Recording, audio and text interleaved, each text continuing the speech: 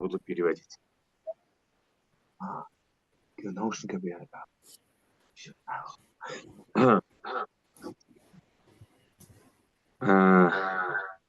Всё. У нас есть проблема со звуком, я сейчас.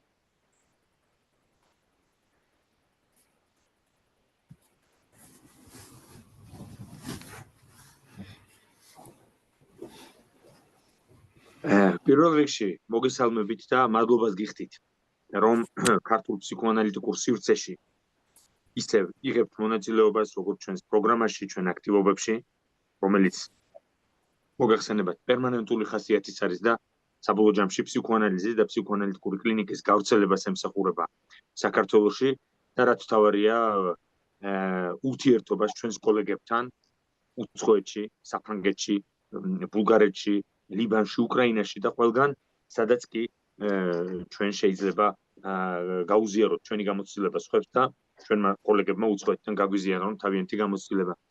იანო კორობკოს უკვე შეიძლება ითქვას დიდი ხანია ვიცნობ, ჩვენ საფრანგეთში გვქონდა რამოდენიმე მოხსენება სწორედ ომთან დაკავშირებით და მე მის ასოციაციაში, ფსიქოანალიტიკურ ასოციაციაში, რომელიც მან დააფუძნა უკრაინაში, წავიკითხე მოკლე სემინარი ომზე და ჩვენი ასოციაციები არიან დამეგობრებული ასოციაციები და ვფიქრობთ, რომ იანა შესაძლოა მალე ეწვიოს კიდეც საქართველოში ჩვენს ასოციაციას.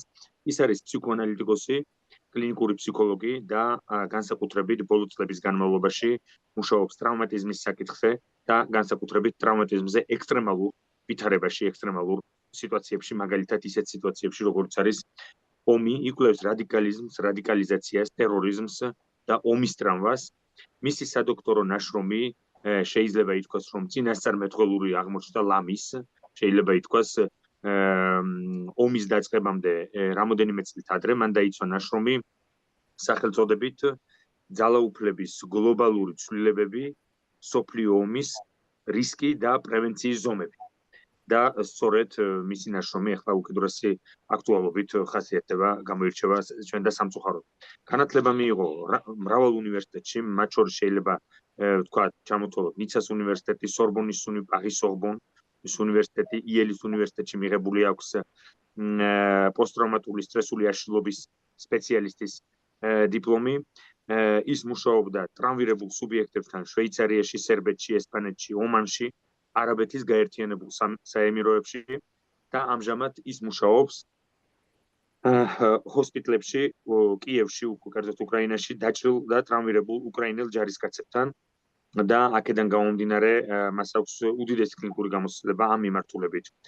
არის მრავალი ნაშრომისა და წიგნის ავტორი, შეიძლება ითქვას ერთი წიგნის და ომისა და ტრავმატიზმის საკითხებში მუშაობდა ძალიან ბევრ საერთაშორისო გამოცემასთან და მედია საშუალებასთან და უნდა ითქვას აგრეთვე, რომ ის არის კიდევ გამორჩეული კოლეგა იმით, რომ ფლობს ძალიან ბევრ ენას ძალიან კარგად.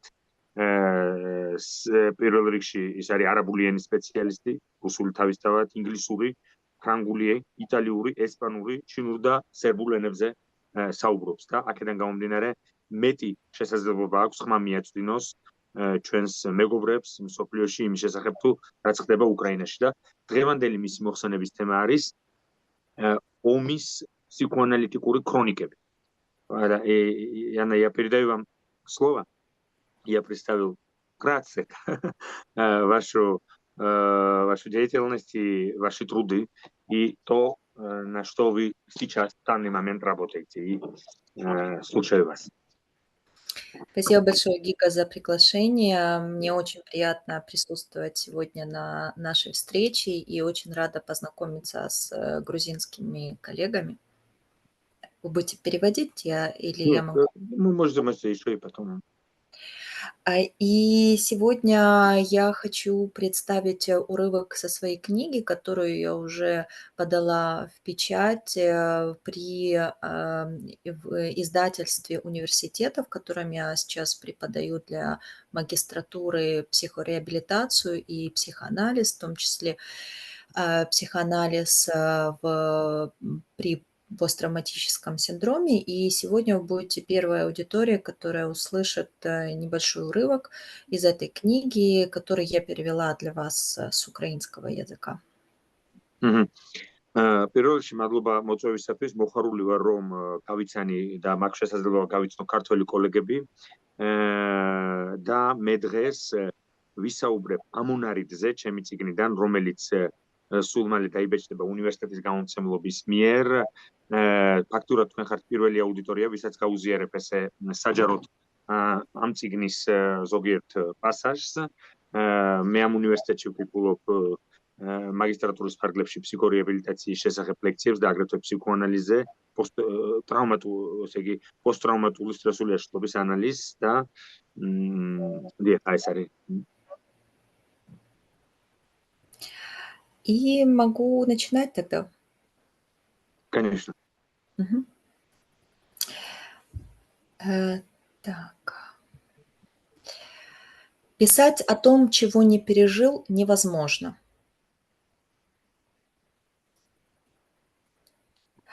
Как лучше? Я буду предложениями Вы говорить можете сказать 2-3 фразы, и я переведу.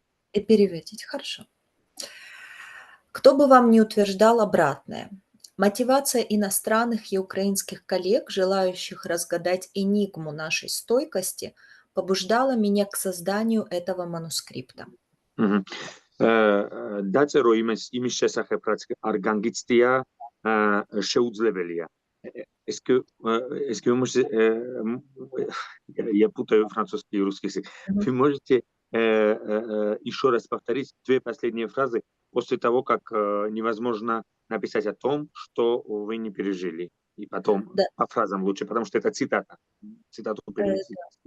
Мотивация иностранных и украинских коллег, желающих разгадать энигму нашей стойкости, побуждала меня к созданию этого манускрипта.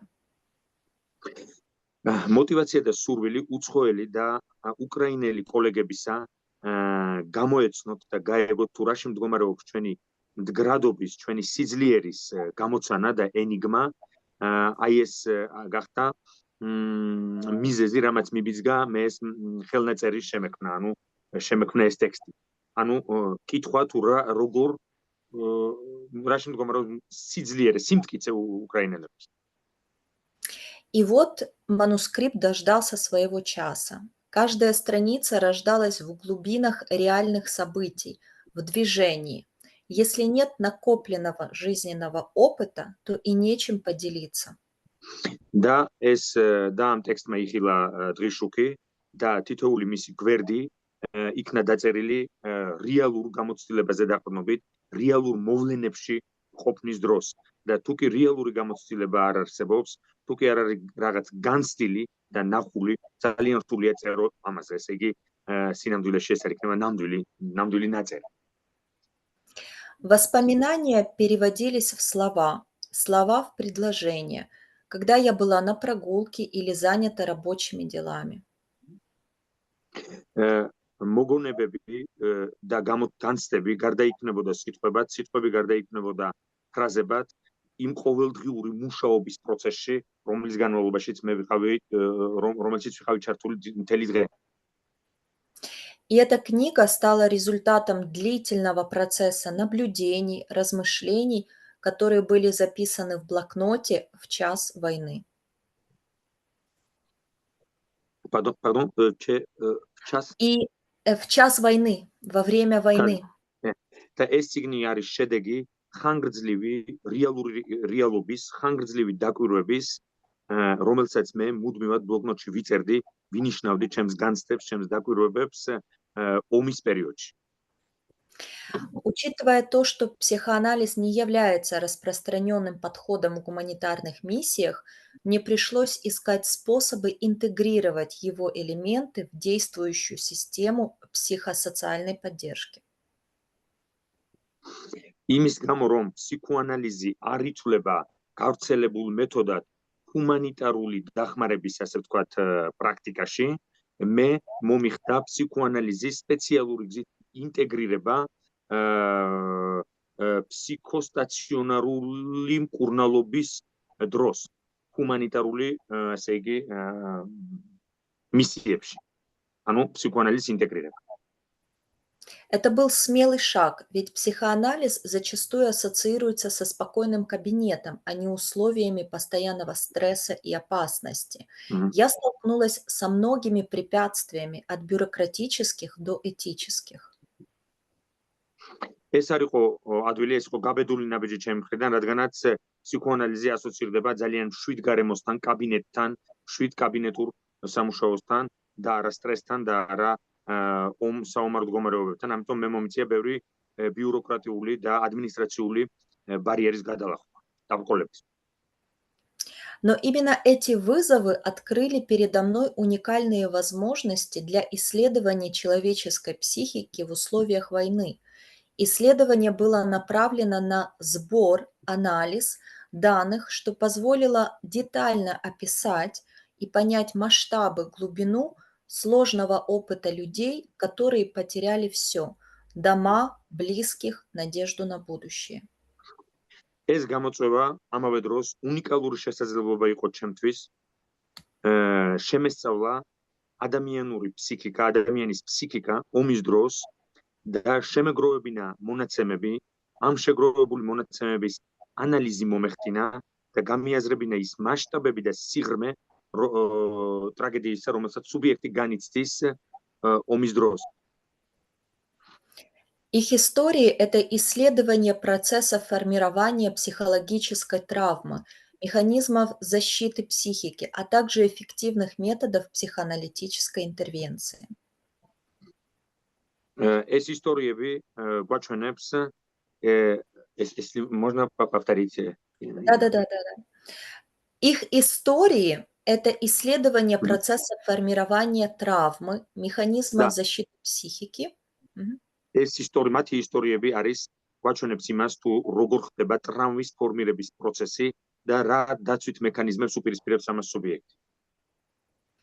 Я стала свидетелем того, как психоанализ, несмотря на все ограничения, смог стать незаменимым инструментом для проработки травмы и восстановления психического здоровья в условиях войны. Опыт о чем систематизирован в этой книге.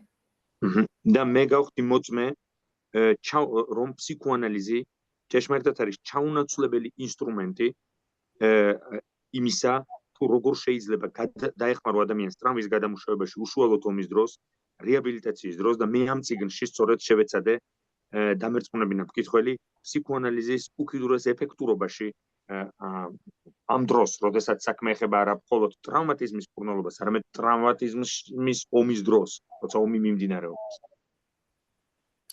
Является ли война неизбежным путем к самопознанию? Украинский опыт свидетельствует, что именно война стала мощным катализатором формирования национальной идентичности. არის კი ომი გარდუვალი აუცილებლობა თვითშემეცნებისთვის და იმისთვის, რომ მეტი გავიგოთ საკუთარ თავზე.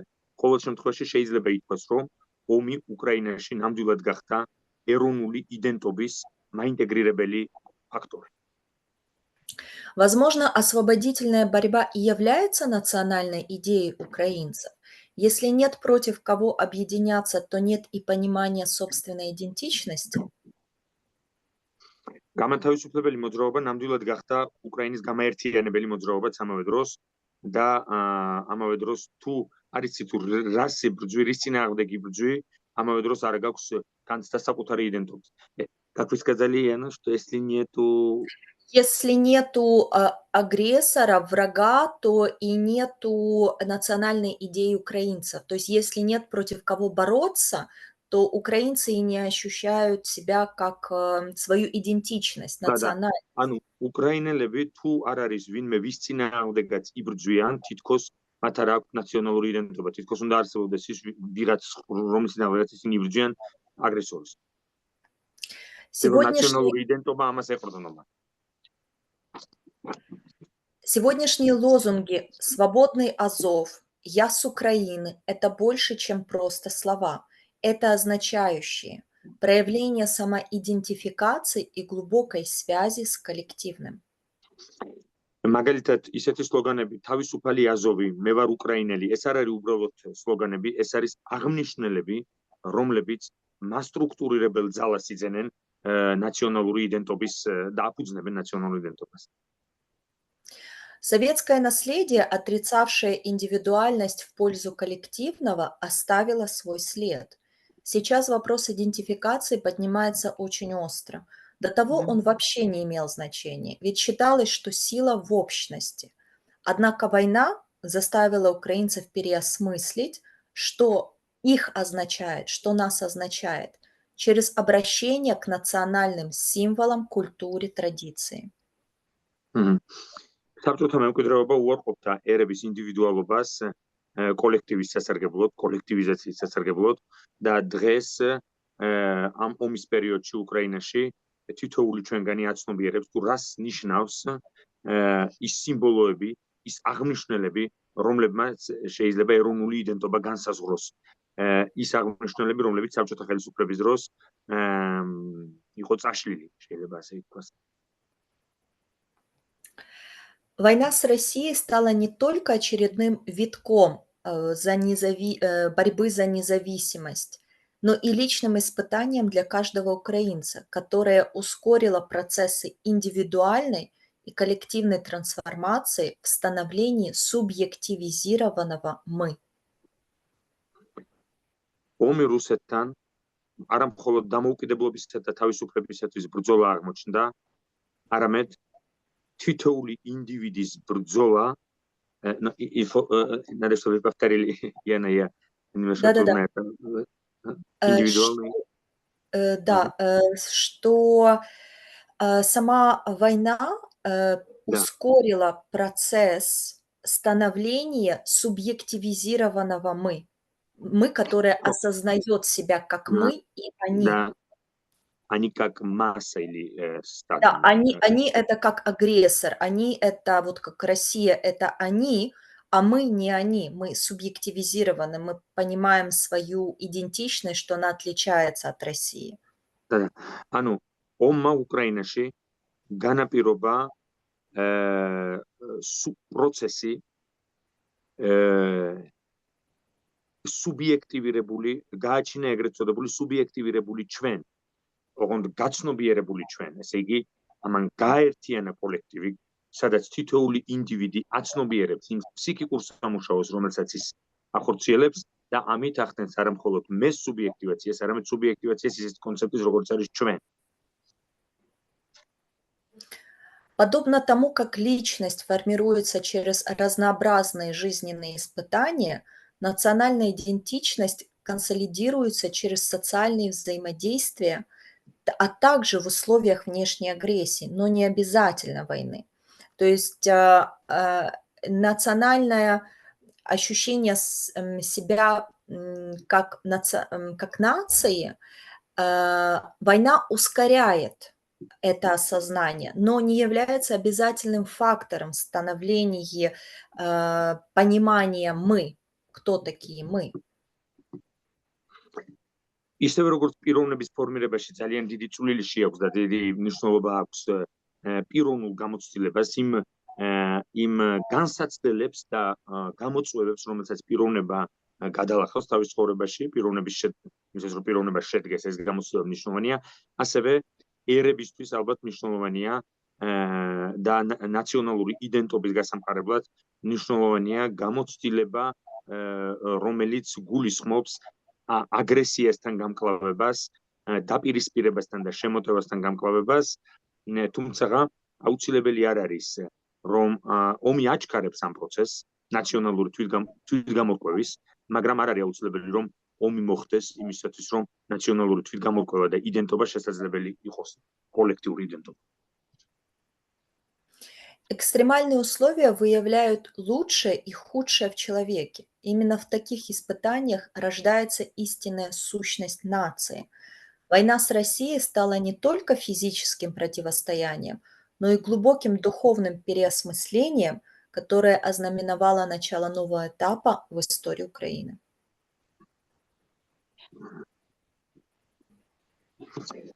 Экстремალური ვითარება, экстремალური რეალობა, ისეთი როგორც არის ომი, ყველა პიროვნებასთან ყველაზე ცუდ და ყველაზე საუკეთესო თვისებებს ავლენს ერთდროულად და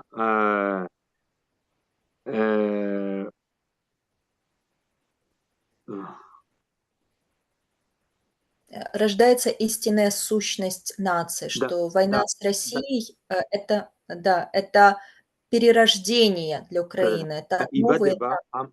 ამ გამოცდილების კვალობაზე იბადება ჭეშმარიტი არსი ნაციის, ის თუ რა არის ყველაზე მნიშვნელოვანი ამ ნაციისთვის და რუსეთთან ომი სწორედ მსგავსი გადაფასების და духовная переосмысление, სულიერი პროცესი აღმოჩნდა ნაციისთვის. Мы, украинцы, находились в отрицании угрозы войны, которая надвигалась. Я бы даже сказала, в тотальном отрицании того, что война вообще может случиться на нашей территории. ჩვენ უკრაინელები შეიძლება ითქვას, რომ ვუარყოფდით ომის საშიშროებას და საერთოდ წარმოდგენაც კი არ შეგვეძლო, რომ ომი შეიძლებოდა დაწყებულიყო ჩვენს ტერიტორიაზე და ამდენად შემოჭრილიყო ის ღრმად ჩვენს ტერიტორიაზე. Хотя тревожные звоночки звучали отовсюду, мы с легкостью заглушали их рационализацией, отказываясь признать приближение опасности. მიუხედავად იმისა, რომ განგაშის სიგნალები სხვადასხვა მხრიდან ისმოდა, ჩვენ მაინც მშვიდად ვიყავით და ვცდილობდით, რომ უარ გვეყო ომის რეალური перспектива. Тени сомнений ложились на даты, объявленные началом вторжения, вызывая тревогу как в информационном пространстве, так и за ее пределами. Заставляло задуматься то, что эта информация выходила из репутационных источников, как BBC, CNN. Фактурат, როდესაც ომი გამოცხადდა, ჩვენ იმის არ გვეჯერებოდა, თუ სწორად გავიგე, მიუხედავად იმისა, რომ ძალიან რეპუტაციული წყაროებიდან ისმოდა ეს BBC-დან, CNN-დან და ასე შემდეგ. Но когда объявленная дата начала войны не приходила, мы все ожидали того, что эта информационная кампания, как нам казалось, скоро закончится и все будет хорошо. რადგან არ იყო ესე ომის გამოცხადების კონკრეტული თარიღი ესე დასმული, ჩვენ ვფიქრობდით, რომ ეს ინფორმაციული კამპანია იყო, ინფორმაციული ომი და რომ ეს პოლიტიკური თამაში იყო და ძალიან მალე ეს ყველაფერი დამთავრდებოდა. За месяц до начала войны. В феврале меня неудержимо тянуло к черно-белым кадрам Второй мировой войны, словно я искала в них отражение своих тревог. ერთი თვით ადრე მის დაწყებამდე მე თითქოს ძალიან უცნაურად მიზიდავდა შავ-თეთრი ფილმები ომზე და კადრები ომის შესახებ. თითქოს რაღაცას ინტუიციურად გრძნობდი, რომ რაღაც კატასტროფა, უბედურება ახლოვდება. Просмотр военных фильмов стал способом отработать подсознательные страхи, связанные с возможной войной. В разговорах с окружающими, особенно с теми, кто прошел через ад войны, я часто слышала, что и их тянуло смотреть черно-белые фильмы, в которых они находили своего рода психологическое убежище своих тревог и опасений. Am ომის ფილმების ყურებით თითქოს მე არაცნობიერად წინასწარ გადავამუშავებდი იმ შიშებსა და შფოთვებს, რომლებიც ომის მოახლოებას უკავშირდებოდა. და ბევრს როცა მე ველაპარაკე ომიდან დაბრუნებულებს და მათთვისაც ომში მოუწია ყოფნა, ისინი აღნიშნავდნენ, რომ ომის წინ მათთვის საომარი შინაარსები, ომთან დაკავშირებული შინაარსები და კადრები განსაკუთრებით მიმზიდველი ხდება. Но тогда мы еще не знали, что кинематографические образы вскоре станут для нас жестокой реальностью. თუმცა ჩვენ მაშინ არ ვიცოდით, რომ კინემატოგრაფიული ხატები ჩვენთვის გადაიქცეოდა სასტიკ რეალობად. Тревога февраля была не похожа ни на какое другое состояние тревоги в своей постоянности и реалистичности. Извини, Яна, я не расслышал последнюю фразу из-за не было ни на что похоже.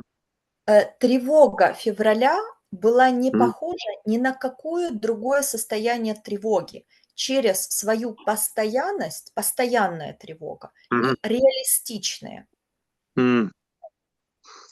თებერვლის შფოთვა, ომის წინა თებერვლის შფოთვა არ გავდა არავითარი სხვა შფოთვას, რომელიც შეიძლება განიცადო.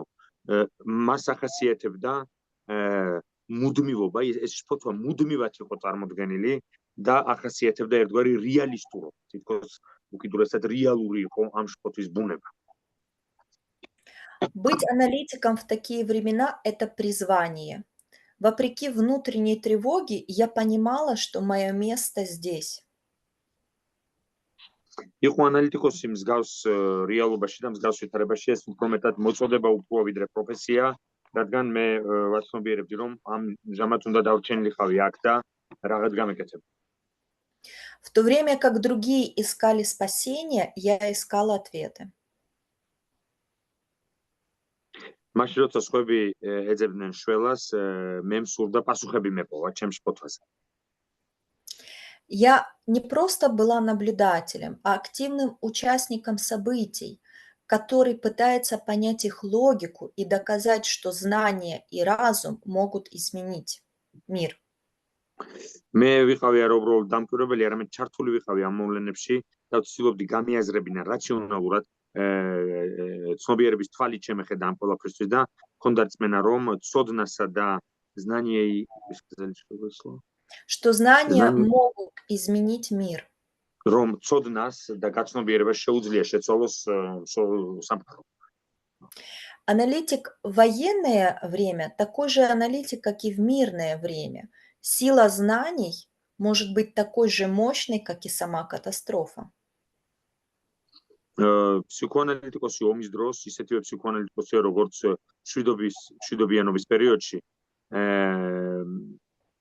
Знание может быть таким же мощным, как и сама катастрофа. ცოდნა შეიძლება იყოს ისეთივე ძალის მქონე, როგორც თავად катастрофа. Вы имеете в виду что? Сила аналитического знания. Сила аналитического знания Знание может быть такой же мощной, как и катастрофа. Как и сама катастрофа, да. Аналитикური ცოდნის ძალა ისეთივე ძლიერი შეიძლება იყოს, როგორც თავად катастрофа. Кто бы мог подумать, что стать свидетелем исторических событий – это не всегда желание, а скорее неизбежность. Ვინ ფიქრებდა, რომ გახდე ისტორიული მოვლენების მომსწრე და თვითმხილველი არის არა იმდენად სურვილის საკითხი, არამედ неизбежность, да? არამედ გარდუვალობის. Გარშენ გარდუვალად ხდები მონაწილე ისტორიული მოვლენების. И мы подходим ко второй теме, которая называется «Три дискурса участника, свидетеля и аналитика». და ჩვენ გადავიდეთ შემდეგ თემაზე, რომელსაც დავუწოდე სამი დისკურსი участника, მონაწილის, аналитикосის и свидетеля. Да. მონაწილის, аналитикосისა და მოწმის дискурс. В момент событий я была участником, который чувствовал каждую эмоцию, и свидетелем, который ее фиксировал. მონაწილე, როცა მონაწილეობ ამ ყველაფერში, შენ ხარ მონაწილე მოვლენის და ამავე დროს მოწმე, რომელიც აფიქსირებ ამ ყველაფერს.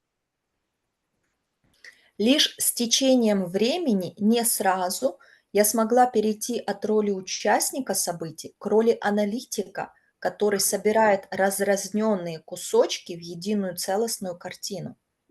Холод მას შემდეგ, რაც ვიყავი მონაწილე და განცდელი და მოწმე ამ ყველაფრის, გარკვეული დროის შემდეგ ინაცვლებ ანალიტიკოსის როლში, როდესაც შენი გამოცდილების ნაგლეჯებიდან, შენი გამოცდილების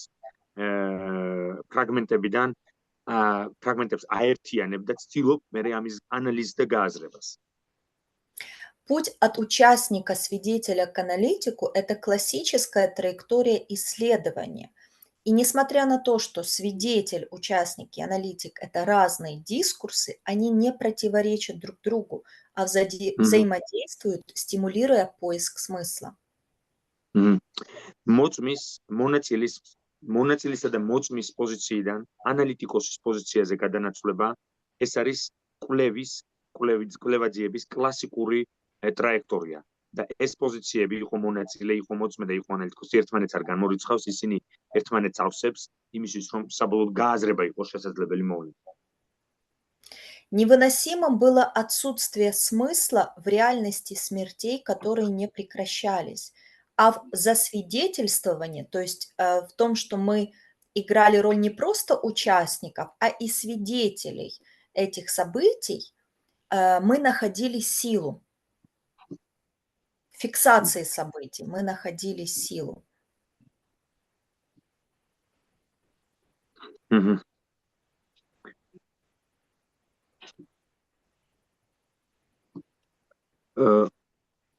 სიკვდილის უწყვეტი სიკვდილის რეალობა, გარდაცვალებებისა და სიკვდილის უწყვეტი რეალობა, რომელსაც არავითარი აზრი არ გააჩნდა, იყო აზრს მოკლებული და რომელშიც შენ მონაწილეობ, გაიძულებს ამავე დროს მოძებნო საკუთარ თავში ძალა, ჩვენ პოულობდით საკუთარ თავში ძალას, ამავე დროს ყოფილიყავით ამ ყველაფრის მოწმენი, ესე იგი, დაგვეფიქსირებინა ეს ყველაფერი. Აღგვენუსხა თუ შეიძლება ასე ითქვას, სიკვდილის უაზრობა. Свидетель и аналитик стали теми ресурсными опорами, которые данную реальность помогали выдерживать в то время, когда мы, как участники, были уже изнемождены. ანუ მოწმისა და ანალიტიკოსის პოზიცია წარმოადგენს იმ საყრდენებს, იმ რესურსულ საყრდენებს, რაც გეხმარება აიტანო ეს რეალობა, იმდენად რამდენადაც პოზიცია მონაწილის და ჩართულის უკვე საკუთარ თავს ძალიან მალევე ამოწურავდა, რაც ნიშნავს იმას, რომ მონაწილეს უკვე აღარ შეუძლია ამ ყველაფრის გაძლება და ინაცვლებ მოწმისა და ანალიტიკოსის პოზიციაში, საიდანაც გააზრება გაუაზრებლის შესაძლებელი ხდება. Я создавала события, я их засвидетельствовала, я их анализировала.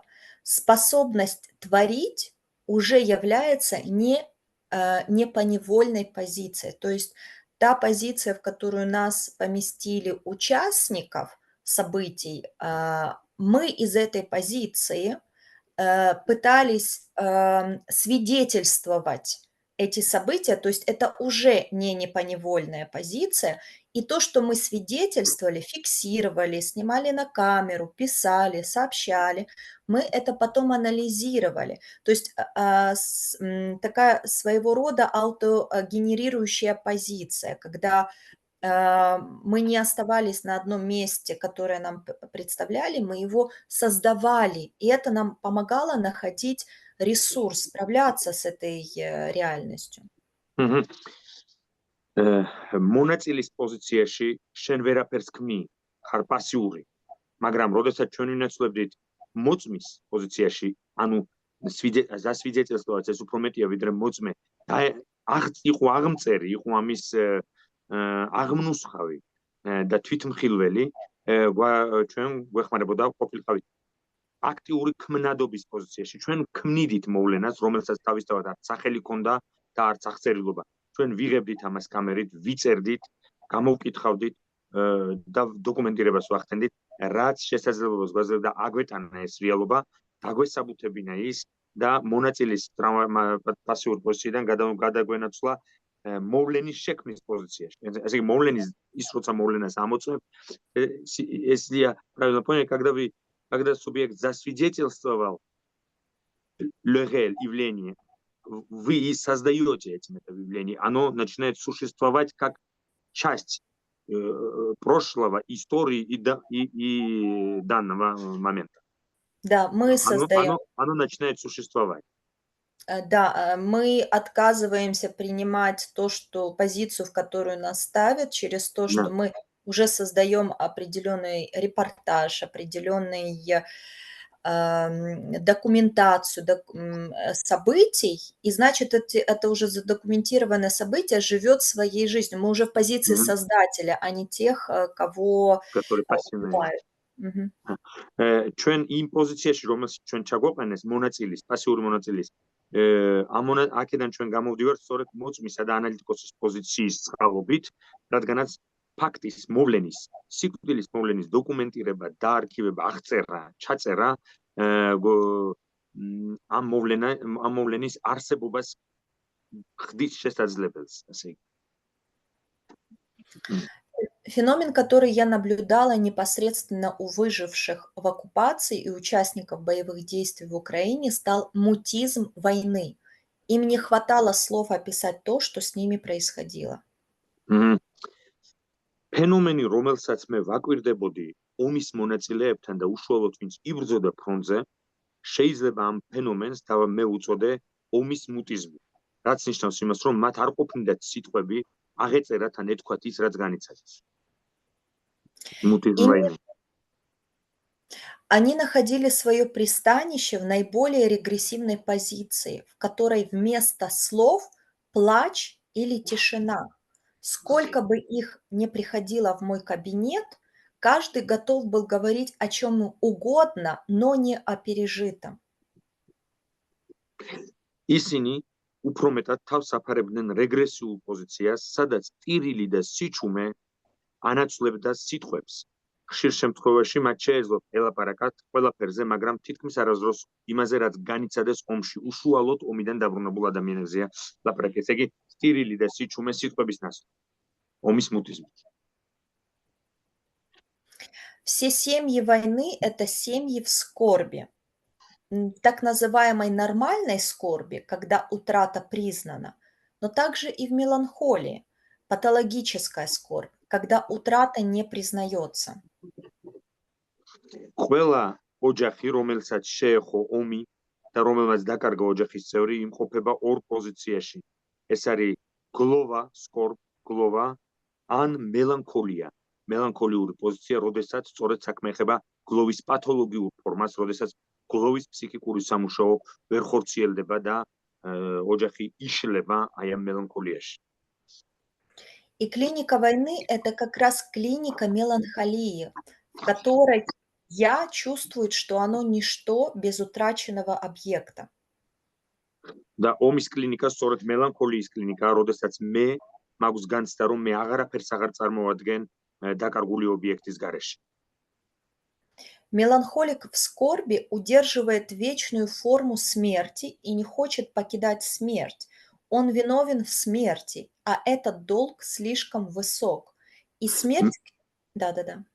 მელანქოლიური სუბიექტი ინარჩუნებს სიკვდილის მარადიულ ხატს, მარადიულ ფორმას, ის საკუთარ თავს ადანაშაულებს ამ სიკვდილში და თავად იდენტიფიცირდება გარდაცვლილთან. И смерть к нему возвращается в виде галлюцинаций, фантомного присутствия умершего, бреда о потерянном. Работа воспоминания в скорби – это также работа воспоминания о себе, кем я был для другого. То есть это не только оплакивание другого, но и также своего места для другого, своего єства для другого. ომის და ეს მელანქოლიური მდგომარეობა გარინდებული სიკვდილისა ხშირად თავს ავლენს ჰალუცინატორულ ბოძებში, ან აპათიურ ბოძებში, ან ფანტომურ გამოვლინებებში გარდაცვლილის და გარდა ამისა, სუბიექტი გლოვობს ან მელანქოლიაში ინარჩუნებს გარდაცვლილის და გლოვობს არა მხოლოდ გარდაცვლილს, არამედ იმას, თუ რა ადგილი ეკავა გარდაცვლილის ცხოვრებაში მას, ვინ იყო ის, რას წარმოადგენდა ისთვის, ანუ ომის კლინიკა არის მელანქოლიის კლინიკა. И как так тому, кого я потерял, больше меня не хватает? То есть как так, что ему уже достаточно, у него нет нехватки во мне? Выходит, я сам по себе с нехваткой, то есть я обнаруживаю свою нехватку в этой скорби. То есть смысл в том, что скорбь – это даже больше о своей нехватке, нежели в реальности об утраченном объекте. და საქმე ეხება ნაკლს, ფუნდამენტურ ნაკლს, ნიხატკა, რაც ნიშნავს იმას, რომ მე მელანქოლიის დროს ვაცნობიერებ, რომ ამ სხვას მე არ ვაკლივარ, მე აღარ ვჭირდები მას. ის არ განიცდის ნაკლს, რომლის ადგილასაც რომელიც მე მის ცხოვრებაში გარკვეულ ადგილს დამაკავებინებდა. ანუ შესაბამისად, როცა ვგლოვობ, მე ვგლოვობ ჩემ ნაკლსაც. ნაკლში იგულისხმება le manque, არა ლაკანიანური გაგებთ, ესე იგი ნიხატკა, როგორც თარგმნოთ, ესე იგი ხო, როდესაც საქმე ეხება იმას, რომ მე აღარ ვარ სხვისი სურვილის ობიექტი. Заполнить эту пустоту, образованную утратой, и сделать из этого отсутствие присутствия наполненным смыслом, в этом и заключается аналитическая работа. ანალიტიკური სამუშაოს მიზანია შეავსოს ეს ციცარიელე და შესაძლებელი გახადოს ობიექტის ყოფნის და მისი არ ყოფნის მონაცვლეობა, როგორც რაც სურვილის დინამიკას მოქმედებაში მოიყვანს. Успешной работой с травмой войны является, собственно, ремобилизация психической жизни и возвращение к радостям жизни так, словно войны и не было. Психореабилитაციური სამუშაო გულისხმობს ფსიქიკური ცხოვრების რემობილიზაციას და ხელახლა გამოწვევას იმ ნორმალური დინამიზმის, რომელიც სუბიექტს შესაძლებლობას მისცემს ჩაერთოს ცხოვრებაში სიხარულით. ისე თითქოს ომს არ წქონია ადგილი. Для тех, кто пережил травму войны, нужен кто-то, кто скажет: это было ужасно, но вы имеете право на радости жизни, имеете право жить дальше. ვინც გამოიარა ომი, მნიშვნელოვანია რომ მათ გვერდით იყოს ვინმე, ვინც მათ ეტყვის. ის რაც თქვენ გადაიტანეთ საშინელებაა, მაგრამ თქვენ გაქვთ უფლება გააგრძელოთ ცხოვრება, თქვენ გაქვთ უფლება იცხოვროთ, მიიღოთ სიხარული ცხოვრებისგან, მიუხედავად იმისა, რომ თქვენ გამოიარეთ ომი. Лакан подходит к той же разнице между горем и меланхолией с точки зрения нарциссизма и объекта А. ლაკანი გლოვისა და მელანქოლიის საკითხს აგრეთვე ნარციციზმის კონცეფტის პრიზმიდან უყურებს და აობიექტის პრიზმიდან. Независимо от того, касается ли это меланхолии или горя, последние, в отличие от меланхоликов, могут перенести, то есть те, кто горюют, они способны перенести свое либидо на другой объект любви после выполнения так называемой работы горя. В отличие от меланхоликов, в которых работа горя никогда не была завершена. То есть она невозможна. Работа горя у меланхоликов невозможна. მიუხედავად იმისა, თუ რომ დანაკარგი შეიძლება განიცადოს ერთმა და მეორე სუბიექტს, ერთ მელანქოლიის შემთხვევაში, უბრალოდ ნორმალური გლოვის შემთხვევაში გარკვეული დროის შემდეგ ლიბიდოს გამოთავისუფლება ხდება და ის ინაცვლებს სხვა ობიექტზე. მაშინ, როდესაც სწორედ მელანქოლიის დროს გლოვის მუშაობა განიცდის მარცხს. ფაქტიურად მელანქოლია ნიშნავს მდგომარეობას, როცა გლოვის მუშაობა შეუძლებელია და სუბიექტი ქრონიკულ მუდმივ გლოვაშია ობიექტის, რომელსაც ვერ გამოიგონებს.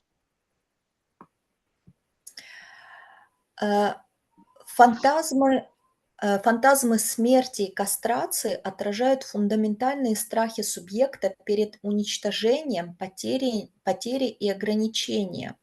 Можем ли мы точно определить, что означает полностью прожить страх смерти или страх кастрации в условиях войны? სიკვდილისა და კასტრაციის ფანტაზმები გულისხმობს დანაკარგს და შეიძლება თუ არა გავიაზროთ თუ რას ნიშნავს кастрация მათთვის, ვინც განიცადა. Можете повторить эту фразу, Яна? Да. Можем ли мы точно определить, что означает полностью прожить этот фантазм смерти или кастрации во время войны, когда это уже не просто фантазмом является? Когда мы выходим за рамки фантазма.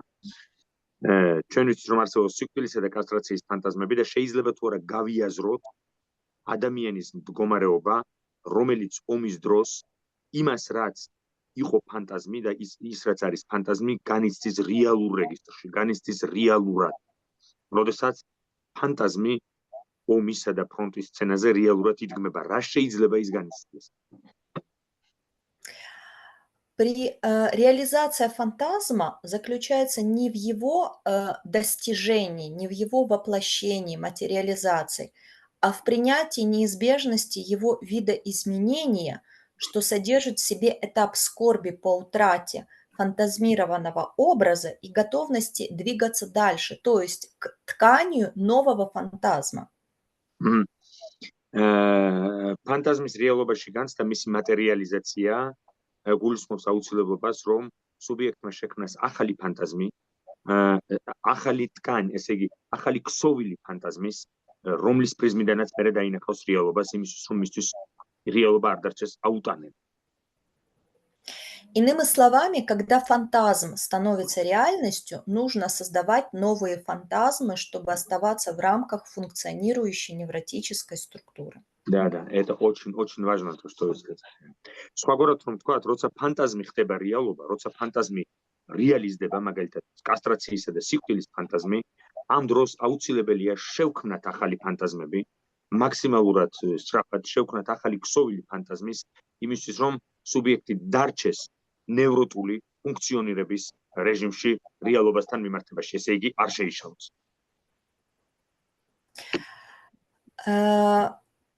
Несмотря на всю разрушительную силу войны, психика обладает невероятной способностью к самовосстановлению. Последствия психотравмы, полученные во время военных действий, могут проявляться годами, а то и десятилетиями. მიუხედავად ომის უკიდურესი დამანგრეველობისა, ფსიქიკას გააჩნია დაუჯერებელი შესაძლებლობები და უნარი თვითაღდგენის, თვითგანახლების და შეიძლება ითქვას, რომ ეს პროცესი მთელი ცხოვრება შეიძლება გაგრძელდეს მათთვის, ვინც ომი გამოიარა. Этот манускрипт является попыткой зафиксировать начальные этапы этого сложного процесса восстановления, когда общество еще находится в процессе актуальной войны, в процессе войны, которая продолжается, она еще не закончена. და ეს ჩანაწერი, ეს ჩემი წიგნი ემსახურება იმას, რომ დავაფიქსირო ამ ფსიქიკის აი ეს პროცესი აღდგენის და რეკონსტრუირების ეტაპი, უშუალოდ საწყისი ეტაპი, როდესაც ის იწყება მაშინ, როცა ომი ჯერ კიდევ მძვინვარებს. ესე იგი, ტრამვის შემდეგი რეაბილიტაცია, თვით აღდგენა, თვით განკურნების პროცესის საწყისი ეტაპი, მაშინ, როცა ჯერ კიდევ არ დასრულებულა ომი. და იანას მიზანია ამ წიგნში ეს დააფიქსიროს, როგორ ხდება. Последующие исследования должны быть направлены на разработку эффективных стратегий интеграции травматического опыта в психику поколений, придания ему смысла и создания условий для психологической реконструкции коллективного. შემდეგი კვლევა უნდა დაეფუძნოს ეფექტურ სტრატეგიებს ამ ტრამვის ინტეგრაციისა თაობების დონეზე, რომ ეფექტურად რეკონსტრუირდეს, მომხდარი ინტეგრირდეს დისკურსში, თაობებში და можете последнюю фразу. Для интеграции того, что мы прожили, в коллективное. Да, რომ მოხდეს ინტეგრაცია იმის, რაც ჩვენ განვიცადეთ კოლექტიურში, ანუ კოლექტიურის საკუთრება რომ გახდეს. ის, რაც თითოეულმა განიცადა და ცალ-ცალ. Это то, что я подготовила для сегодняшней встречи из своей книги. ეს არის ის, რაც მე დღეს მომზადე ჩვენი შეხვედრისთვის ჩემი წიგნიდან. Спасибо вам за внимание. Большое спасибо, Яна. მადლობა დიდი, Яна Крокос. თუ არის კითხვები? იგა მოგესალმებით კიდევ ერთხელ ისმის ჩემი ხმა? კი. მე მაქვს კითხვა თუ არის შესაძლებელი მაგალითად არ ვიცი არ მინდა გამომივიდეს რომ რაღაცა მიმდევრობა დავარღვიოთ თუ დამასწრეს მაშინ მივხვდი არა ამის შემდეგ მარიამ თაკიშვილი დასვიდას გისმენთ კარგით მოგესალმებით ძალიან დიდი მადლობა საინტერესო ინფორმაციის მოწოდებისთვის შევეცდები ბევრი არ გავაგრძელო უბრალოდ წრის ხატის აღქმაზე მინდა გავაკეთო აქცენტი ალბათ რასაც გულისხმობ მაინტერესებს აი ალბათ იანასთან მაქვს შეკითხვა თუ გააკეთა დაკრუება და ანალიზი იმისა როგორ შეიცვალა უკრაინაში იდენტობის გაძლიერების გარდა ეროვნული იდენტობის გაძლიერების გარდა როგორ შეიცვალა წრის ხატის აღქმა ერში უკრაინელებში ანუ ამ კითხვას იმიტომ ვსვამ რომ ჩვენთან ძალიან კარგად ვიცით რა ხდება ამასთან მიმართებაში, ხო? ჩვენ გავიარეთ გარკვეულწილად ეს გზა, მაგრამ დღეს ჩვენს ირგვლივ ყავს ჩვენი თანამოქალაქეები, რომლებიც ეროვნულად ქართველთან აიდენტიფიცირებენ საკუთარ თავს, საქართველოს მოქალაქეები არიან, მაგრამ თუ დაუსვამ კითხვას, ვინ არის მტერი, მტრის ხატის წარმოდგენა ჩვენი საზოგადოების ნაწილში ძალიან აღრეულია, არ არის მკვეთრად გამოხატული, მიუხედავად იმისა, რუსეთი არის ოკუპანტი, რუსეთმა, ესე ვთქვათ, განახორციელა იგივე ტიპის საომარი აგრესია ჩვენ წინააღმდეგ, რომელსაც ეს უკრაინის წინააღმდეგ, ხო? ანუ უფრო ნათელი რომ გავხადო, რა მაინტერესებს. ჩვენთან რუსული პროპაგანდა ზუსტად ამას ეფუძნება, რომ მტრის ხატი საზოგადოების ნაწილში მკვეთრად არ არის ჩამოყალიბებული. შეიძლება ვიღაცა ამბობს, რომ რუსეთი ოკუპანტია, მტერია, მაგრამ რუსი არ არის მტერი. ეხლა მე არ მინდა რაღაცა ისეთი მიმართულება მივცეთ ამ ყველაფერს, რომ კონკრეტულად ეთნიკური ნიშნით გამოვყოთ ადამიანები და თქვათ, რომ ისინი ჩვენი მტრები არიან, მაგრამ ну, ბუნებრივია ისინი ქვეყნის მოქალაქეები არიან, რომლებიც ჩვენი ქვეყნის და უკრაინის მიმართ მტრულად არიან განწყობილები, ხო? აი, როგორი იყო ტრანსფორმაცია ის ხალის ჩვენთან აი მაგალითად ეს ძალიან პრობლემატურია და ძალიან ეფექტურად იყენებს ამას რუსული პროპაგანდა ჩვენ საზოგადოებაზე. Яна, вопрос нашей коллеги, нашего друга следующий, это касается образа врага или агрессора. Вы сказали, что когда появился агрессор, это как-то углубило, дало больше очертаний и рамки идентичности нации и того, что обозначающий я из Украины приобрела иной смысл, более глубокий смысл, так сказать.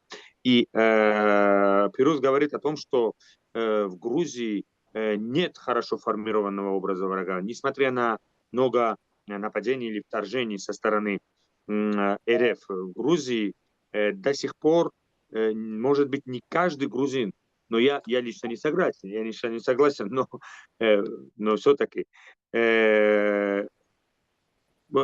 его мнение, что российская пропаганда старается максимально сделать смутной или мутной, или непонятной образ врага. И что случилось с образом врага в Украине во время войны? Каким он является? И в воображаемом регистре, даже если я добавлю к вопросу образ врага, как оно трансформируется? Потому что вот это вопрос моей коллеги.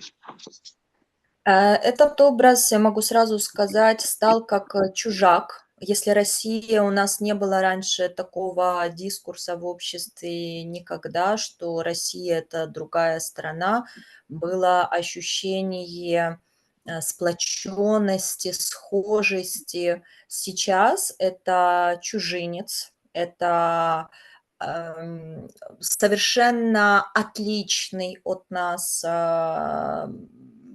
там, образ. В Украине начался процесс полной дерусификизации, когда все книги русские, музыку, все, что на русском языке имеет отношение к русскому менталитету, стилю общения, это запрещено на государственном уровне. У нас запрещено слушать русскую музыку в публичных местах. Образ, у нас даже такой сейчас саркастическое шутки ходят, что там, ну, не будьте как русскими, вот русские мусор будут кидать на землю, а вы же украинцы, вы не ведите себя как там вот, невоспитанные дикари русские, там, соблюдайте ухоженность улицы, вы же украинцы, вы же вот нация, которая культурная. То есть русские это стали оппозиционным образом, интегрированным образом там, всей нечисти, всего грязного, всего дикарского, всего. Вот есть понимание «мы», то, как нужно вести, есть понимание «они» – это самая низшая прослойка человеческой даже расы. Мы Россию пишем с маленькой буквы, Путина с маленькой буквы. Это уже в газетах, может, она еще с большой пишется, но во всех телеграм-каналах, во всех общениях все, что связано с Россией, Кремлем, Москвой и так далее, это пишется с маленькой буквы. То есть, отвечая на вопрос, каким стал образ врага, я больше скажу, что более четким стал образ, кто мы на фоне этого врага. Когда появилось черное, стало понимание, а что такое белое, и что эти различия являются нашей идентичностью. По поводу воображаемого, то, что мы воображаем, снова-таки, это образ этого дикого русского агрессора, бесчеловечного, который даже не человек, это не человек, это образ анималистических инстинктов, собранный в понимании русского. ის რაც დაემართა მტრის ხატს, ეს არის უპირველეს ყოვლისა თუ ჩვენ რუსებთან მქონდა მსგავსება, სხვადასხვა ჩვენ არასდროს არ ჩაგვიქცია რომ რუსეთი არის რაღაცა ჩვენგან ძალიან განსხვავებული ქვეყანა ან ერი და ასე შემდეგ, ჩვენ განვიცადეთ საშინელი გაუცხოება მათ მიმართ, სრული ისინი წარმოგვიდგნენ როგორც უცხო, სხვა ვიღაც ჩუჟოი როგორც იტყვიან და ჩვენს მასაზოგადოებამ განიცადა ღრმა დერუსიფიკაცია, რუსული წიგნები, მუსიკა, ყველაფერი, სტილი რუსული,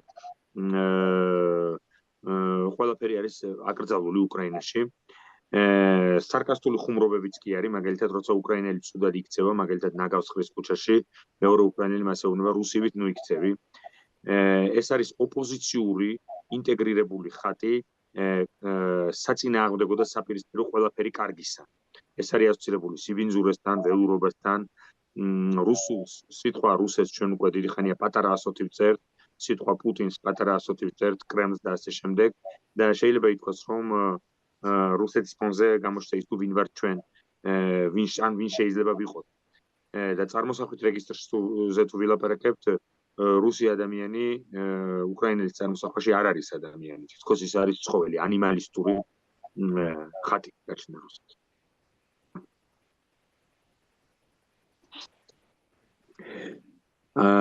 მარიამ დაკაშვილი და შემდეგ ანა ღვინიანიც. მოგესალმებით, ძალიან დიდი მადლობა, ძალიან საინტერესო იყო, მithumetes ესეთი გამოცდილების გაზიარება.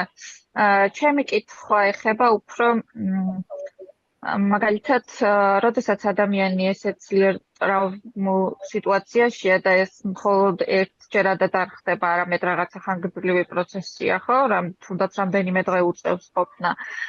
შეიძლება ვთქვათ, რომ იმ ქვეცნობიერსა და ცნობიერს შორის, რაც რეალური არის, რომ გვაქვს ზღვარი, საზღვარი შესუსტდეს და უფრო მაგალითად ნევროტული ადამიანი ზოგ შემთხვევაში ამ ტრავმის შედეგად ვთქვათ იმიტომ რომ ვეღარ შეძლებს გააკონტროლოს და იყოს ესე ვთქვათ თავისი ცნობიერის დირიჟორი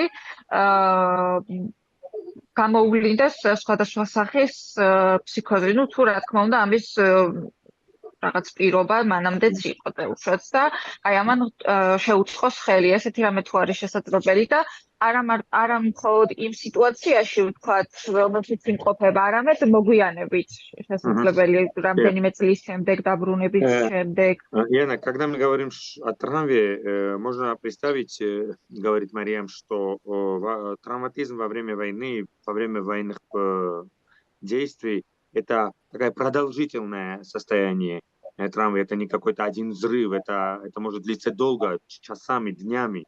И когда мы говорим о психоаналитической топографии, как сознание первое, допустим, бессознательное, сознательное и так далее, предсознательное, и мы говорим о определенных границах между этими инстанциями, можно ли представить, что во время такой продолжительной травмы эти границы между сознательными и бессознательными системами стираются, и есть что-то психотическое или как как индуцированный психоз или состояние сумасшествия, где грани внутрипсихические стираются.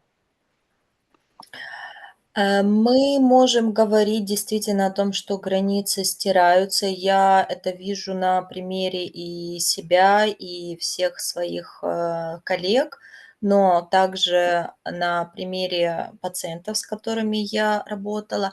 Будем так говорить, если это невротическая структура, то очень вытесненное, оно какой-то такой волной выходит в сознание, нету больше стоп-механизмов. Что я хочу сказать? Допустим, то, что у людей появилось ощущение, что вот нужно жить здесь и сейчас. Вот все, что, допустим, откладывалось, планировалось, если мы говорим о невротической структуре, то люди начинают это вот сейчас реализовывать. Кто-то хотел там образование получить, и до войны этого всегда находилась причина, реальная причина, почему нет. Сейчас люди получают образование, то есть жизнь стала настолько больше активной, ценность жизни. Ощущение вот этого стоп-механизма, а как же я буду это реализовывать, а что там люди подумают, его нету сейчас абсолютно. Вот, есть какой-то дезинибисион, можно сказать, да, определенное насторожение. Субъекты действуют легче. Это нет невротической задержки, когда субъект обсессивно раздумывает свои решения, он действует легче. Да. Такого нету, но это то, что касается тех планов, которые ты всегда о них думал. Это не то, что это не переход к действию, там что-то. Если я говорю о примере большинства, допустим, своего круга общения, то, что ты всегда хотел, даже казалось мечта какой-то нереалистичной. Я сейчас вижу, насколько жизнь многих поменялась именно в контексте реализации своих фантазий, будем так говорить. Фантазия – это то убежище, в котором мы пытаемся найти как бы спокойствие в своих мечтах, и эти мечты реализуются. Но я хочу сказать еще о другой стороне, это как раз Можно я переведу часть вашего ответа? Диახ, რა თქმა უნდა, იშლება ზღვარი ცნობიერსა და არაცნობიერ შორის. ეს საკუთარ თავზე და ჩემს კოლეგებთანაც კი შემჩნევია. და როცა საქმე ეხება ნევროტულ სტრუქტურას და განდევნას, თითქოს განდევნილი უფრო მასიურად ბრუნდება, თითქოს განმდევნი ძალები და ცენზურა მნიშვნელოვნად სუსტდება და არ არსებობს შემაკავებელი მექანიზმები, რაც ადამიანებს და კოლექტივს ჩვენთან ეთყობა კიდეც, ამბობს იანა, იმიტომ რომ თითქოს შენ უნდა იცხოვრო აქ და ამჟამად, ძალიან სწრაფი ტემპით ცხოვრობენ ადამიანები და უკიდურესად აფასებენ თავად სიცოცხლის ფაქტს და თუ კი ადრე ისინი მაგალითად ფიქრობდნენ, უნდა გავაგრძელოთ თუ არა სწავლა რომელიმე ქვეყანაში, როდის, რანაირად და ასე შემდეგ.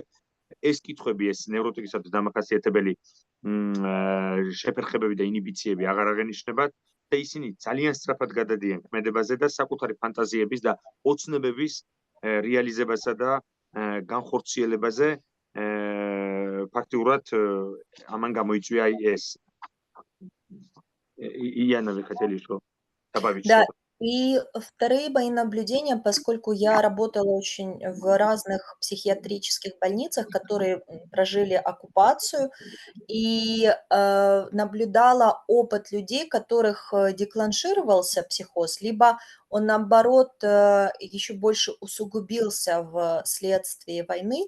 И мы можем говорить, если это психотическая структура, она всегда была психотическая, вследствие войны этот психоз декланшировался. То есть мы можем говорить о безумии, там, и галлюцинации, и дереализации. И очень интересная работа была с психотическими пациентами, каким образом они себя пытались поддержать. Ну, давайте, наверное, этот момент переведем. Да. მე სხვადასხვა ფსიქიატრიულ საავადმყოფოში მომიწია მუშაობა ომის დროს და შეიძლება ითქვას, რომ პაციენტები, რომელსაც ფსიქოთური სტრუქტურა აქვს, ომის დროს მათი ფსიქოზი მწვავდება. ანუ ან ფსიქოთურის სტრუქტურის სუბიექტი აუმისდროს რთავს ფსიქოს. შეიძლება ითქვას, რომ როგორც იანა ამბობს, ომი მივიჩნიოთ როგორც ფსიქოზის ჩამთველი ფაქტორი, როგორც დეკომპენსაცია. ანა, თქვენ გქონდათ კითხვა? სალამი, პირველ რიგში მადლობა ამ მოხსენებისთვის. ვეცდები მოკლედ ჩამოვაყალიბო, რაღაც ბევრი აზრი მებადებოდა. ვინაობის, ანუ იდენტობის ნაწილთან და გლოვასთან დაკავშირებით. ჩემი კითხვა უფრო ეხება გლოვის და ვინაობის ურთიერთქმედებას. ძალიან მარტივად რომ დავსვა ამ ორი ვინაობაში იდენტობას გულისხმობთ, იდენტობის. ხო, ანუ კი იგივე ის არის, უბრალოდ ქართული შესატყვისი მართლა ეს არის. ანუ ვინ ვარ მე საბოლოო ჯამში, რამდენად შესაძლებელია საერთოდ განისაზღვროს მაშინ, როდესაც გლოვის მდგომარეობაში იმყოფება ქვეყანა. ეხლა დღიდან დღემდე პრაქტიკულად, ანუ ამოსუნთქვას ვერ ახერხებს ბჭყალებში, ესე რომ ვთქვათ, ხო?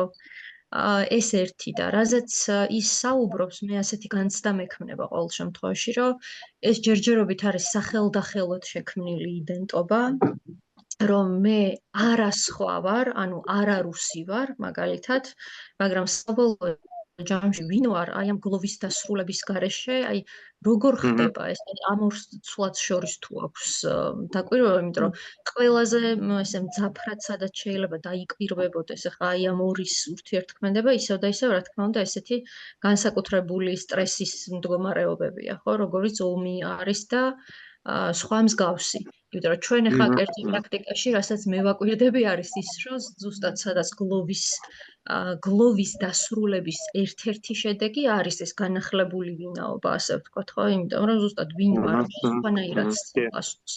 და აი ხა მიმდინარეობაში, ანუ გლოვის მიმდინარეობაში, როგორ აი რა დაკვირვებებია? იმისთვის რომ გარდამავალი.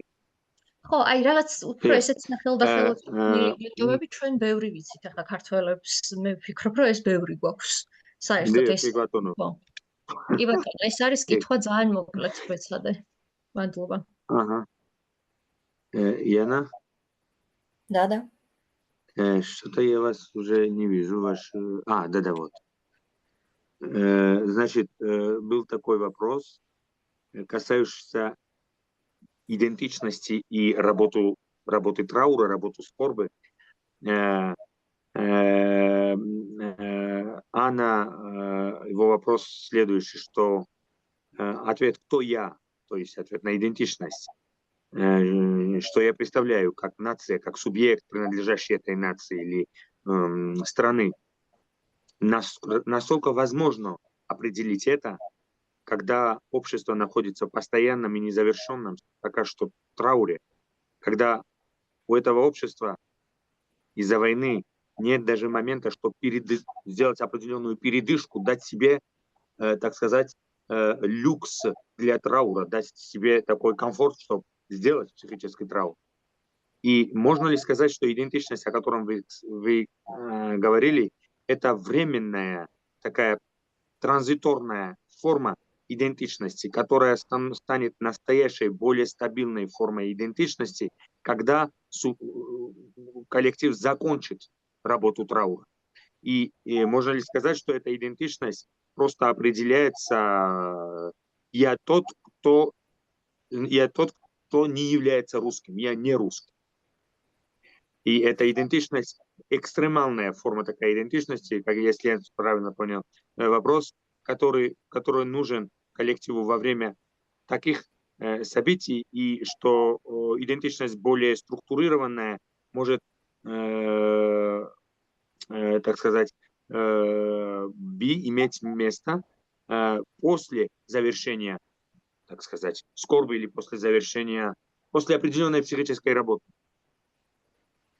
Действительно, у нас отложенная скорбь. У нас нет скорбь, возможно, только после окончания события, после того, как война закончится. Поэтому действительно это такая отложенная работа скорби, будем говорить, пролонгированная скорбь.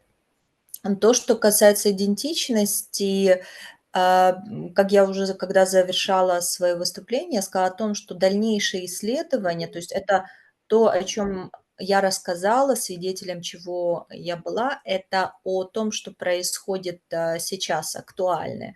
Но дальнейшие исследования должны как раз привнести смысл в формирование результата той идентичности, которую мы могли бы охарактеризовать все коллективное украинцев и к которому бы принадлежал каждый украинец. Он мог бы сказать, что я себя тоже в этом нахожу. То есть это работа для следующих исследований, для следующих поколений.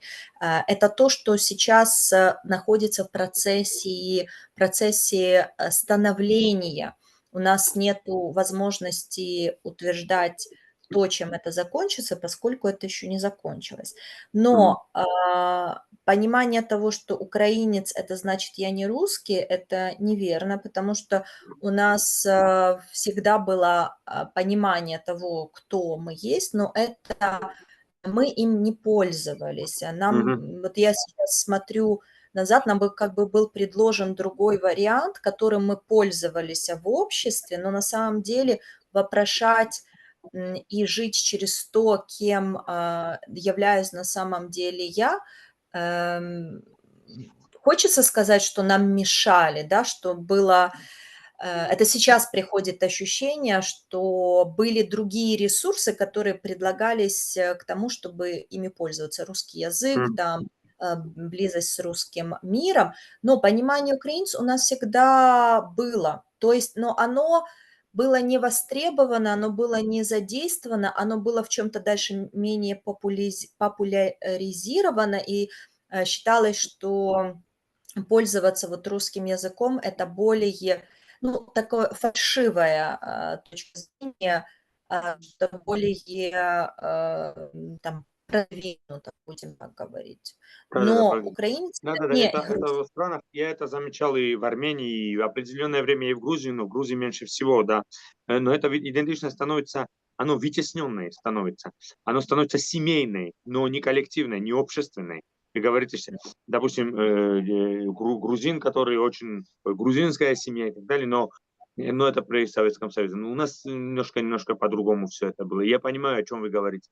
Я это замечал очень много раз в Армении, хотя у армянской культуры есть очень много историческо-культурных и языковых, и письменности, и все, на что можно было опираться, но есть такое. Если можно, сразу добавлю одну фразу буквально. Что мы начали пользоваться теми ресурсами, которые у нас всегда были, но мы ими не пользовались со своей идентичностью. Да. ჩვენ გვაქვს შეიძლება ითქვას გახანგრძლივებული გლოვა მართლაც, ან გადავადებული გლოვა იმის გამო, რომ ჩვენ არ გვაქვს შესაძლებლობა ამის, რადგან ყავს ყველაფერი ჯერ კიდევ არ დასრულებულა. და ის თუ რა იქნება რა ამ იდენტობისგან, როგორც თქვენ თქვით, ამას გვაჩვენებს დრო და ამას გვაჩვენებს სწორედ გლოვის მუშაობა, რომელიც არის თაობების საქმე. თუ რა ფორმას მიიღებს ეს იდენტობა, ის რომ დღეს უკრაინული იდენტობა განისაზღვრება მხოლოდ იმით, რომ უკრაინელი ნიშნავს არა რუსს, ესეც არ არის სწორი, იმიტომ რომ ყოველთვის ჩვენ გვქონდა ბევრი რამ, რითიც შეიძლებოდა განგვესაზღვრა ჩვენი იდენტობა.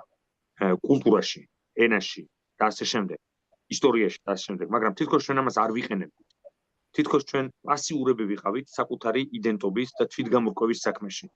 მაგალითად, ლაპარაკობდით რუსულად და ხშირად რუსულად ლაპარაკი იყო ნიშანი პრადვინუტესციას, ანუ უფრო პრადვინუტი ხარ, უფრო წინ ხარ კულტურულად, თითქოს უფრო გამოსული ხარ, ვიდრე მაშინ როცა ლაპარაკობ უკრაინულად. თქვა, გქონდა უკრაინული ენა, მაგრამ არ ვიყენებდით ამას ისე უკრაინული ლიტერატურა და შემდეგ. ამიტომ ამ ომმა ჩვენ ვიბიძგა ეს ელემენტები დიდ სიმდიდრე კულტურული, რომელიც იდენტობა შეიძლება დაიხსნოს, მოგვეყვანა მოქმედებაში, ასე ვთქვათ. ქართველებზეც იგივე შეიძლება ჩვენც სხვადასხვა კულტურების თუ პოლიტიკური გავლენების გამო საერთოდ არ ვკითხულობთ არ ჩვენ ავტორებს, არ ჩვენ მეცნიერებს, არ ჩვენს ენათმეცნიერებს, საერთოდ ყველაფერი გვერდზე გვაქვს გადადებული.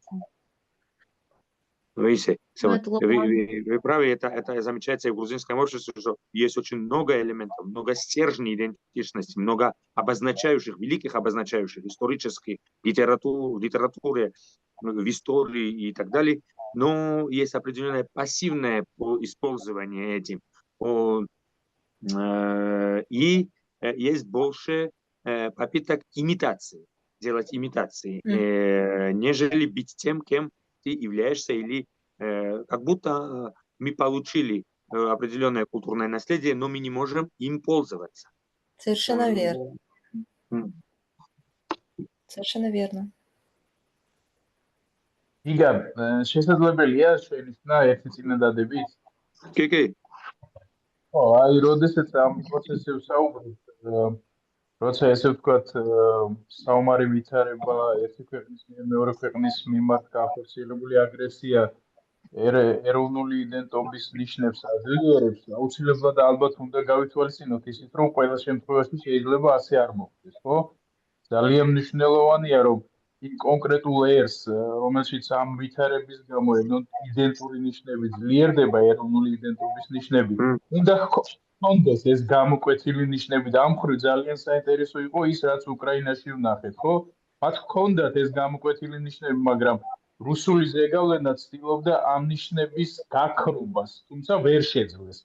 და აი, იქ სადაც ესე ვთქვათ, ეს ეროვნული იდენტობის ნიშნები გამოკვეთილი არ არის, მსგავსმა აგრესიამ შესაძლებელია პირიქით ეს იდენტობის ნიშნები, როგორც საფრთხის მომტანი იმ საზოგადოებისთვის, რომლის მიმართაც ხორციელდება საერთოდ წაშეყლოს, შესაძლებელია წაშეყლოს. ანუ он отвечает, что вот эти обозначающие идентичности, они были в Украине, их существовало, и потому война и вторжение вызвало вот эту интенсификацию вот этого процесса психического и культурного процесса в коллективе, обретения, не то что обретения, а присвоение. Да, освоение идентичности. Но в других ситуациях могло бы быть и обратная реакция, полное разрушение идентичности нации, полное его уничтожение, если эти стержни идентичности были уже стерты политическими, идеологическими или другими какими-то активностями. То есть, да, я думаю, что да, это 70 лет Советского Союза, но все-таки что-то осталось, я думаю, на что можно опираться. Но у нас ведь такая история до Советского Союза, а казаки, а Киевская Русь. В этом же и вопрос. Если Россия натолкнулась на такое сопротивление, это значит, что есть чему сопротивляться. Вы совершенно правильно сказали, что мог бы быть другой эффект. Это могло бы быть, наоборот, поглощение Россией там, украинцев, которые были бы рады стать частью России, но Россия натолкнулась как раз на идентичность, которая гораздо сильнее, возможно, чем это вековая идентичность. Но вот имперское прошлое, советское прошлое как раз пыталось предложить другую форму идентичности, которая сожительствовала наряду с тем, что означало быть украинцем. Сожительствовала. Да, вместе. Сожительствовала, паразитировала тоже. Это интересный вопрос. Паразитировала, но я думаю, в чем тут был выбор у каждого, каким образом себя идентифицировать. Я думаю, что современное общество до войны не задавалось вопросом, не было такой нужды. А сейчас самоидентификация стала опорой нашим ресурсам, который и помогает нам выстаивать дальше. Да.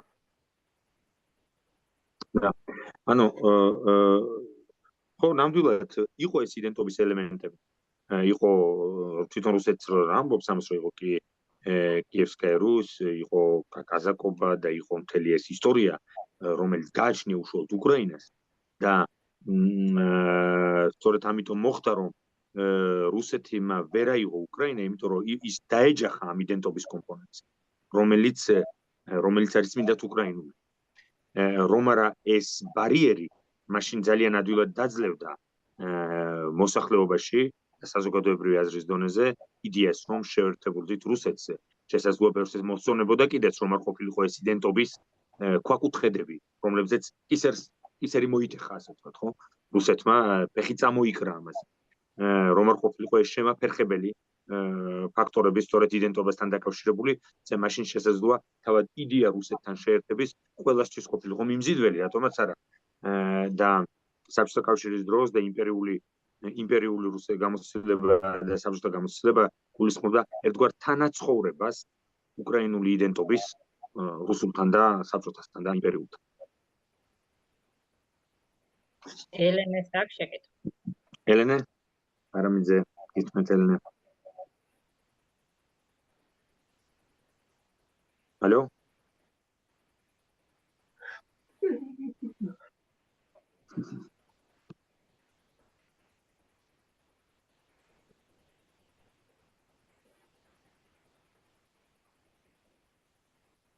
არის მისავა. ხო არ არის კიდევ კითხვები?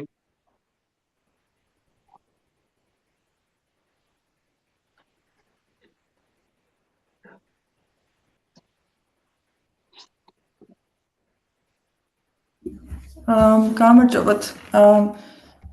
თუ შეიძლება რომ მე დაგისვამთ კითხვას. დიდი მადლობა იანა, ძალიან საინტერესო ლექციისთვის. მე მაინტერესებს თუ ყოლიათ ბავშვები ან მოზარდები, რომ ესეთ кейსი თუ ქონიათ. და რამდენი როგორ მიმდინარეობდა ტრავმის შედეგად რა ხდებოდა. ძალიან ზოგადი კითხვაა, მაგრამ თუ ქონიათ ესეთი შემთხვევა. და შერჩევითი მუტიზმი ახსენეთ. ბოდიში. და აი თქვათ ბავშვების შემთხვევაში თუ ქონიათ რა თქმა უნდა ესეთი შემთხვევა როგორ თუ იყო შერჩევითი მუტიზმი ან თქვათ როგორ ხდება როგორ მიმდინარეობდა. Вопрос такой общий, общего характера.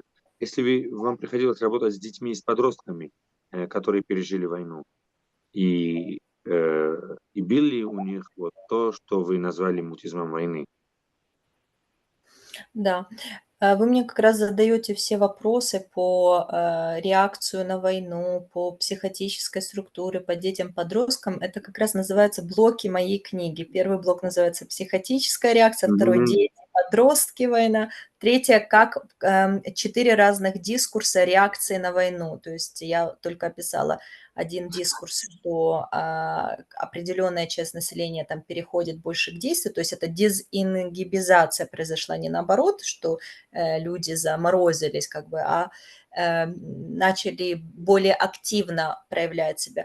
То есть я думаю, когда книга выпустится, мы сможем уже тогда ее представить и для коллег. Там все, там более подробно описывается, более подробно, нежели я сейчас могу дать ответ на вопрос. Я работала с подростками, начиная с 14 лет, и подростками, которые пережили изнасилование, которые отказывались говорить о войне. Они об абсолютно разных вещах могли говорить, но в большей степени их заставляли приходить к психологу. Это был либо директор, либо родители, и в итоге все-таки родители оставались на сеанс, а дети хотеть не хотели. Они еще этого они не хотят этого осознавать. Есть огромнейшее сопротивление к тому, чтобы... У них существует такая еще иллюзия о том, что это можно быстро забыть, там, если об этом не думать, если об этом лишний раз не вспоминать. Кстати, у многих людей существует такая ложная идея, что если они не будут об этом говорить и вспоминать, то оно где-то само собой решится. Поэтому сопротивление огромное было к тому, чтобы ходить. თქვენ შეიძლება მართლაც თქვენი კითხვები მიყვება ჩემი ციგნის თავებს, იმიტომ რომ პირველი თავი ამ ყველაფრის შემდეგ მეორე თავი ესახება ფსიქოტურ რეაქციებს ხომზე და ამის შემდეგ ბავშვებსა და მოზარდებს, სწორედ მუშაობდი მოზარდებთან, რომლებიც იყვნენ აგრეთვე გაუპატიურების მსხვერპლი და მათ უჭირდათ ამაზე ლაპარაკი და არსებობს ილუზია, რომ თუ საერთო გავრცელებული ილუზია, რომ თუ არ ილაპარაკებ ამაზე, დაივიწყებ მიჩქმალავ, თავისით გაივლის, მაგრამ ეს საპირისპირო ეფექტს იძლევა ხოლმე და ასე შემდეგ მოკლედ. შეიძლება მე მგონი დავასრულოთ, თუ კითხვა აღარ არის კიდევ.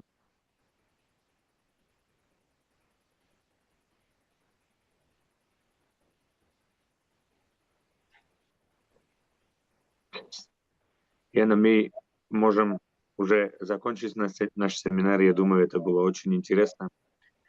Для нас было очень важно, потому что и в политическом, и в моральном, и этическом смысле мы все вовлечены в то, что происходит сейчас на Украине. И каждый из нас в своем сердце постоянно хранит надежду, что война быстро закончится, что Украина восстановится и победит. Это жизненно важно и для нас. И мы, психологи, клинические психологи, психоаналитики, наш долг и обязанность в течение этого траура, и особенно после окончания войны, которая всегда бывает, это фаза более, потому что мы знаем это на грузинском опыте, более длинная фаза, более затянутая фаза переработки, особенно патологического траура, который не кончается, чтобы мы все участвовали, особенно грузинские психологи, приходили на помощь, менялись опытом, что обязанность каждого из нас является быть на стороне и на помощи Украине. Я так думаю. И для нас очень важен этот семинар не только в теоретическо-клиническом смысле, но и в человеческом смысле. Очень важно услышать не от СМИ, от, так сказать, масс-медий о том, что происходит, а от человека, который сам является участницей, свидетельницей и аналитиком одновременно, как вы сказали. И спасибо вам большое за все ваши 3 позиции. И мы тоже занимаем определенную позицию. И надеюсь в будущем занять позицию, которая будет полезна и Украине, и Грузии, и всем нам. За мир и за свободу. Боролись, мы всегда боролись.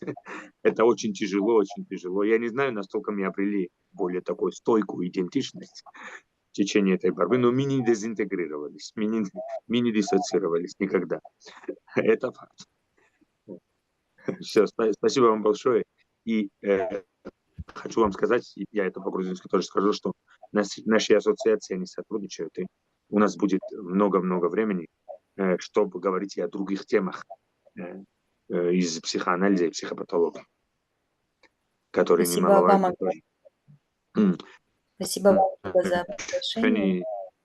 Валия, ჩვენი მოვალეობა დღეს უკრაინის გვერდით დგომა და ისეთი წulis შეტანა, როგორიც შეიძლება რომ შეიტანოს ფსიქოლოგმა და ნებისმიერ პროფესიის ადამიანმა, ჩვენი ვალდებულება არის და რომ უკრაინის გამარჯვებაზე და გადის ჩვენი ბედით, მათ შორის ეს ჩვენ ყველამ ვიცით, მათაც ვინც სხვანაირად ლაპარაკობს და უკრაინულ ასოციაციასთან ჩვენ ასოციაციას აქვს თანამშრომლობის მემორანდუმი და ჩვენ გვექნება საშუალება რომ ფსიქოანალიზსა და ფსიქოპათოლოგიაზე ვილაპარაკოთ სხვა თემებზეც, ვიდრე ომია, მას შემდეგ როცა დასრულდება ეს ომი და ყველა იმედი გვაქვს რომ ეს მალე მოხდება.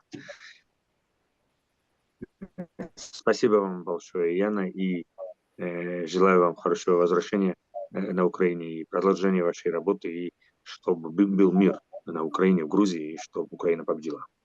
Спасибо большое. Спасибо большое и до скорых встреч. До скорой встречи. До свидания. Мადლობა ყველას, კარგად იყავით ნახვამდის. მადლობა. До свидания. ნახვამდის. მადლობა მშვიდობიანი ღამე ყველას.